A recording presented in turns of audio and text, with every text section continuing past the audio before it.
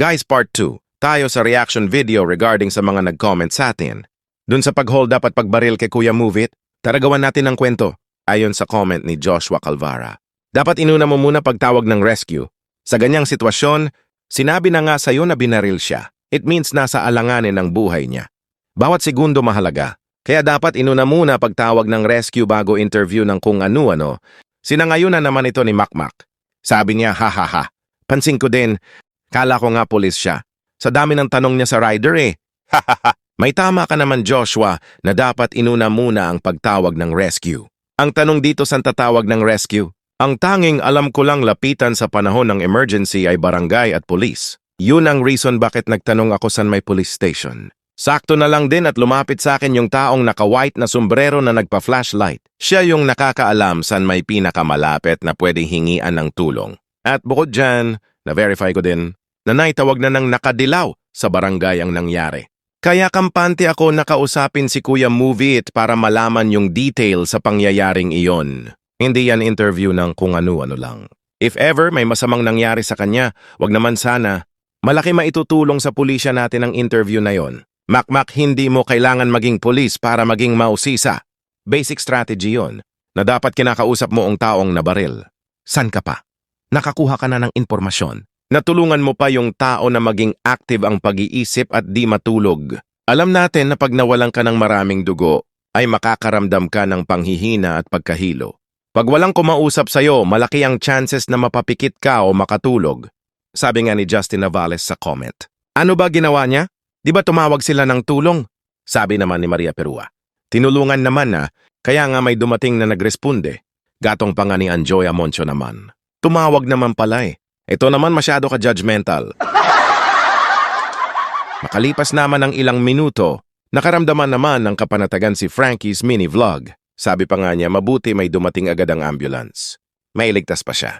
Napabigkas na lang si Talia de Vera Garcia na thank you kuya. Kapatid po ako nang na-hold up at binaril na si Jimboy. Sa kabilang dako, napakomment naman si Idol Joam Montserrat Bonifacio. Sikat to sa comment section. Kanya, imbis na tulungan, content muna. Sinupalpal naman siya ni Jeff J. Fedge. Hindi naman sa content. Malaking bagay din yung ginawa niya. Para malaman natin ang nangyayari sa paligid. Sumabat naman bigla si Jeffrey Del Rosario. Mga lapok kayo. Imbis na isugod sa hospital, video at picture lang ginawa. Dahil alam ni Michael John Muli ang dapat gawin. Pinaliwanag niya naman na bawal po kasi galawin yan basta-basta. Sinangayunan naman ito ni Keisha Weng. At sinabi ding bawal kasi galawin yan. Lalo na't binaril. Buti sana kung nadisgrasya lang. At binigyang diin din naman ni John Paulo. Di nyo ba alam na hindi yan basta-basta pwedeng galawin, lalo na kung may injury o tama. Tama yun, di lang nabaril. Kasama na pati ang nadisgrasya. Kasi hindi natin alam kung saang parte ng katawan niya ang malala ang tama. Example, nabaril siya sa likod. Kung tinamaan ng konti ang spinal cord niya, tapos minadali natin buhatin papuntang hospital, posible na mas napalala pa natin ang sitwasyon kesa sa hinayaan nyo sa mga eksperto ang proseso. Dahil hindi tayo marurunong ng first aid, mas maigi daanin nyo na lang sa tanong. At hayaan natin siya pakiramdaman ang sarili niya. At wag natin puwersahin itayo o alug-alugin. Dahil dyan, nainiskonte si Kay Polinga Martinez at napasabi na lang na ang dami mga comment na walang silbi. At umaasa na sana makasurvive si Kuya Ryder at mapanagot ang may kagagawan. Napagtanto na lang ni Generes Parrago na ito ang masakit na katotohanan na budol ako ng binoto ko. Bumalik na naman mga salot sa lipunan. Napahiyaw na lamang si Chris Roque. Nakakatakot na talaga panahon ngayon. Napailing na lang si Dinarayong Vlog. At napasabi na, ingat tayo mga paps. Mukhang gusto ko na magrusi. Ipahatak na yung NMAX. Minsan nakakaramdam na din ako. Iwas na din sa gabi. Napa-hashtag na lang si Anthony Pascual kay Risa Hontiveros at sa CHR, kawawa diba? Napahalakhak na lang ang inchik na pangalan, sabi niya, kawawa yung hold-upper. Naku po, yung nabaril di nakakaawa yan. CHR, ipagtanggol nyo yung hold-upper, kawawa naman. Sabay banat ni Merdino Lopez.